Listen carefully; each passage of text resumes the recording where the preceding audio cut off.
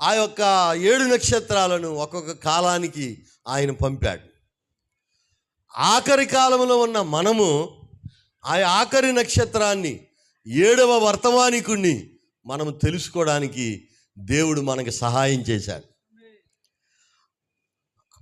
ఆఖరి వాక్యాన్ని మనం కలిగి ఉండడమే దేవుడు మనలను నిత్య జీవానికి ఎన్నిక చేసినట్టు అన్నమాట. ప్రియులారా, ఈ భూమి మీద ఆయన వాక్యం అనే జీవం మనకిచ్చాడు. ఈ భూమి మీద మన జీవితం ముగించబడిన తర్వాత మనం మహిమలోకి వెళ్ళినప్పుడు కూడా ఆయన మనకు నిత్య జీవాన్ని ఇచ్చే దేవుడై ఉన్నాడు. మరణము లేని జీవితాన్ని ఇచ్చే దేవుడై ఉన్నాడు. యుగ యుగాలు ప్రభువుతో నువ్వు ఆనందించే ఒక గొప్ప జీవితాన్ని ఆయన మన కొరకు సిద్ధపరిచాడు.